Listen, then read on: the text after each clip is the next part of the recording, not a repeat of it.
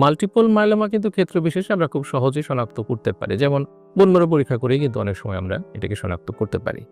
আবার অনেক সময় দেখা যায় আরো কিছু পরীক্ষা করতে হয় রোগ শনাক্তকরণের জন্য। যেমন আমরা প্রোটিন ইলেক্ট্রোফোরেসিস, তারপরে ইমিউনো ইলেক্ট্রোফোরেসিস বা ইমিউনো ডিসপ্লেসমেন্ট, তারপরে হচ্ছে আ কিছু সাইটোজেনেটিক এবং মলিকুলার পরীক্ষা আছে সেগুলো আমরা করি। তো এই পরীক্ষাগুলো করে আসলে আমরা রোগ নির্ণয় করি এবং আ রোগটি কতটা জটিল বা কি ধরনের চিকিৎসা দিলে সে ভালো হবে সেগুলো আমরা ঠিক করি। এছাড়াও রোগের অবস্থা বোঝার জন্য রোগের এক্সটেনশন বা রোগীর সার্বিক অবস্থা বোঝার জন্য আমরা বেশ কিছু বায়োকেমিক্যাল পরীক্ষা এবং ইমেজিং পরীক্ষা করি। যেমন বায়োকেমিক্যাল যেমন হচ্ছে আমরা ক্যালসিয়ামের মাত্রাটা দেখি, রক্তে ক্যালসিয়ামের মাত্রা কতটুকু আছে। তারপর সিরাম এলডিএইচ, সিরাম অ্যালবুমিন এগুলো আমরা কিছু দেখি। আরো কিছু এই ধরনের পরীক্ষা আছে যেগুলো বা ক্রিয়েটিনিন যেটা তার রোগে কিডনির মাত্রাটা বোঝার জন্য।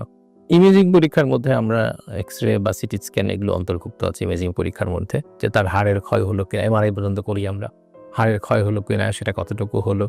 এগুলো আমাদের রোগ নির্ণয়ের ক্ষেত্রে একটা সাপোর্টিং এভিডেন্স হিসেবে কাজ করে। এরপরে কেমোথেরাপি দেওয়ার আগে আমরা কেমোথেরাপির ফিটনেস বোঝার জন্য আমরা কিছু পরীক্ষা করি। তার মধ্যে হার্টের পরীক্ষাও এর মধ্যে অন্তর্ভুক্ত।